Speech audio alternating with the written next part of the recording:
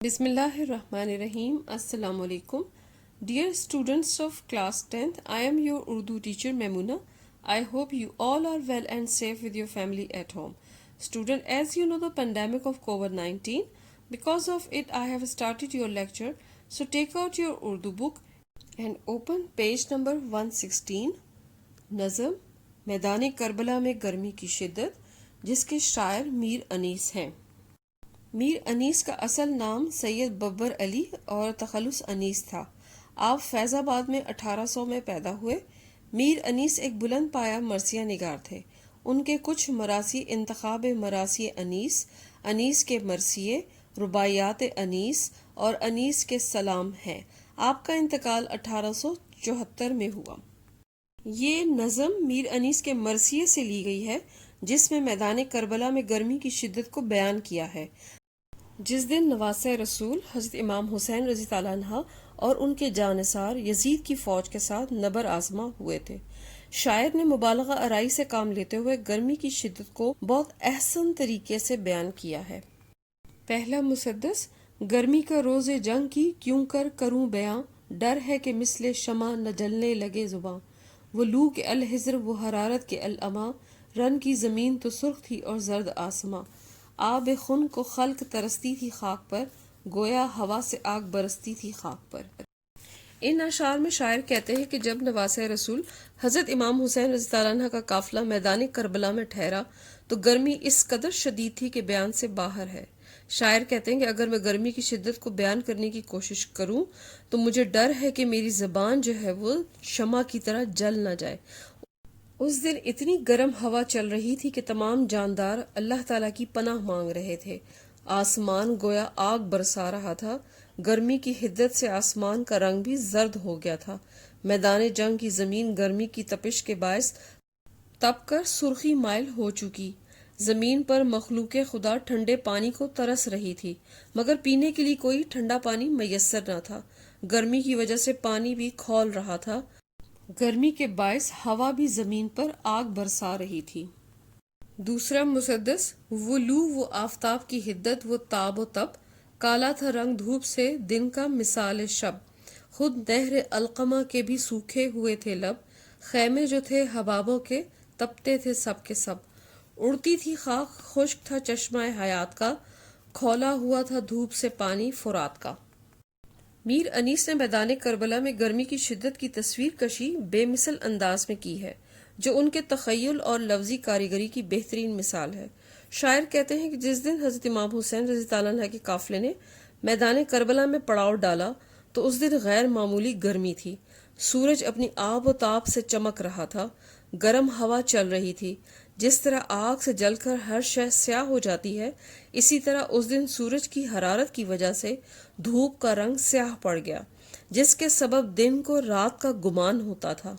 گرمی کی شدت کی وجہ سے نہر القمہ کا پانی بھی سوکھ چکا تھا، یوں لگتا تھا کہ نہر بھی پیاسی ہے۔ نہر کے پانی کے اوپر بننے والے بلبلے بھی گرمی کی حدت سے تپ رہے تھے۔ ہر طرف خاک اڑاتی لو چل رہی تھی۔ باد سموم کی وجہ سے زندگی کے آثار دکھائی نہ دیتے تھے۔ دھوپ کی حرارت کی وجہ سے دریائے فرات کا پانی بھی کھول رہا تھا، گویا کسی نے آگ پر رکھ دیا ہو۔ تیسرا مسدس: جھیلوں سے چارپائے نہ اٹھتے تھے تا بے شام، مسکن میں مچھلیوں کے سمندر کا تھا مقام، آہو جو کاہلے تھے تو چیتے سیافام، پتھر پگھل کے رہ گئے تھے مثل موم خام، سرخی اڑی تھی پھولوں سے سبزی گیاہ سے، پانی کنووں میں اترا تھا سائے کی چاہ سے۔ میدان کربلا میں زوروں کی گرمی پڑ رہی تھی، اس قدر شدید گرمی کہ ہر ذی روح بے حال تھی۔ جانور بھی شدت گرمی کی وجہ سے نڈھال تھے۔ جانوروں کو جہاں پانی کی جھیل دکھائی دیتی وہ وہاں شام تک پڑے رہتے تھے، اپنے آپ کو پانی میں بھگوئے رکھتے تھے کہ کسی صورت اس گرمی سے نجات و سکون میسر آ سکے۔ شاعر گرمی کا خیال بیان کرتے ہوئے کہتے ہیں کہ گرمی اس قدر تھی کہ سمندر میں رہنے والی مچھلیاں سمندر کی تہہ کو اپنا مسکن بنا چکی تھیں۔ ہرن جیسا چاق و چوبند جانور جو نخلستان میں دوڑتا پھرتا تھا، آج کے دن وہ بھی نڈھال اور سست نظر آتا تھا۔ گرمی سے بے حال ہو کر وہ چوکڑیاں بھرنا بھول گیا۔ دھوپ کی تپش کے باعث چیتوں کا سنہری رنگ بھی سیاہ پڑ گیا۔ جیسے تپش کے باعث سنہرا رنگ جل کر سیاہ ہو گیا ہو۔ انیس نے مبالغہ آرائی سے کام لیتے ہوئے گرمی کی شدت کو اس طرح بیان کیا ہے کہ گرمی انتہا کی پڑ رہی ہے کہ پتھر موم کی طرح پگھل کر لاوے کی مانند بہہ رہے تھے۔ گرمی کی وجہ سے پھولوں کا سرخ رنگ اڑ گیا تھا۔ سورج کی تپش سے پھول رنگوں سے محروم ہو کر مرجھا گئے تھے۔ کچھ ایسا حال سبزہ اور ہریالی کا تھا، جہاں جہاں سبزہ تھا وہ سب خشک ہو چکا تھا اور گرمی کے باعث کنوؤں کا پانی بہت نیچے زیر زمین چلا گیا تھا۔ میر انیس کہتے ہیں کہ ایسا لگتا تھا کہ جیسے کنوؤں کا پانی سورج کی تپش سے گھبرا کر سائے کی تلاش میں نیچے چلا گیا ہو۔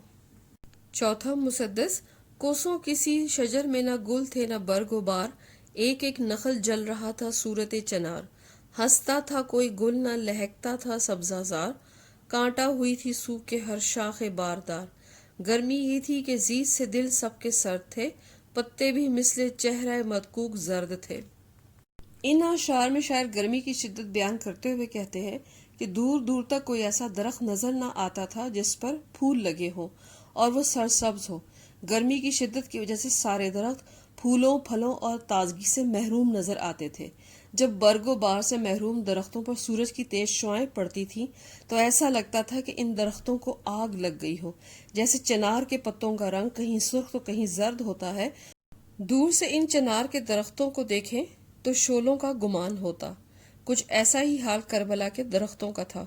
گرمی کی وجہ سے کہیں کھلا ہوا پھول دکھائی نہ دیتا تھا، سبزہ زاروں میں بھی کوئی رونق نہ تھی۔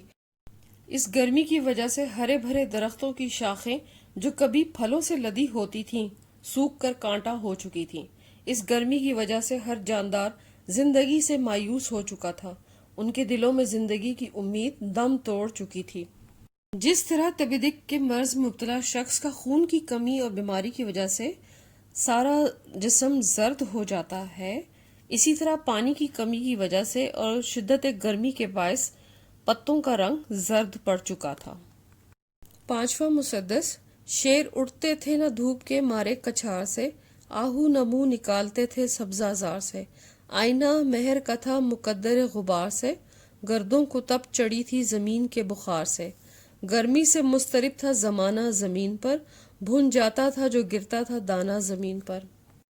شاعر کہتے ہیں کہ جس دن جان رسول حضرت امام حسین رضی اللہ عنہ میدان کربلا میں خیمہ زن ہوئے تھے، اس دن گرمی اس قدر تھی کہ انسان تو انسان، چرند پرند اور جانور بھی اس شدت گرمی سے بے حال تھے۔ جنگل کا بادشاہ شیر بھی آج کے دن اپنی کچھار سے نکلنے کی ہمت نہ کر پاتا تھا۔ ہرن بھی اپنی چوکڑیاں بھول کر سبزے کی تلاش میں تھے۔ جہاں کہیں سبزہ اور ہریالی ہوتی وہیں دبک رہتے۔ دھوپ کی تپش اور لو کی وجہ سے ہر جانب گرد اور دھول اڑ رہی تھی۔ اس گرد و غبار کی وجہ سے کچھ دکھائی نہ دیتا تھا۔ سورج کا چہرہ بھی دھندلا اور غبار آلود نظر آتا تھا۔ گرمی کی وجہ سے زمین بھی تپ رہی تھی۔ ایسا محسوس ہوتا کہ جیسے زمین کو بخار چڑھ گیا ہو۔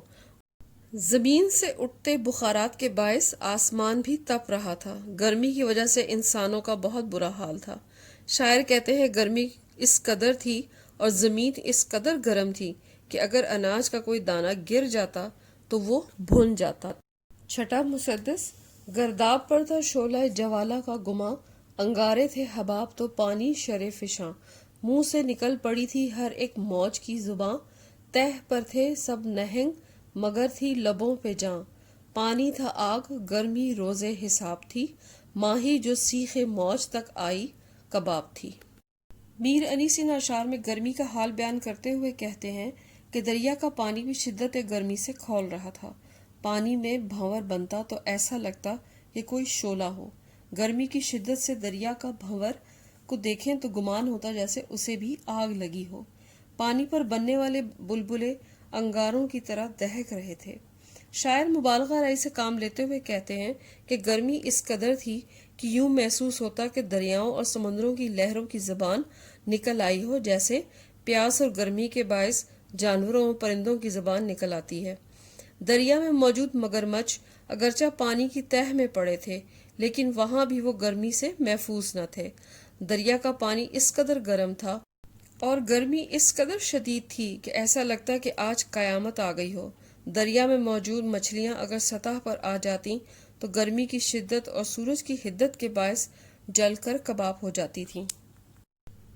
میر انیس نے اس نظم میں اور جتنے اشعار ہیں ان میں جتنی بھی مثالیں دی ہیں وہ مبالغہ آرائی کی گئی ہے۔ مبالغہ آرائی کا مطلب ہوتا ہے کہ جس کا حقیقت سے کوئی تعلق نہ ہو، کسی چیز کو بڑھا چڑھا کر بیان کرنا۔ مبالغہ آرائی کے باوجود بھی میر انیس کے اس مرثیے میں کہیں بھی نقص نہیں نظر آتا۔ امید ہے کہ ان اشعار کا مفہوم آپ کو سمجھ آ گیا۔ Thank you students. You should pray from Allah to keep us all safe from COVID-19. Stay home, stay safe. Allah Hafiz.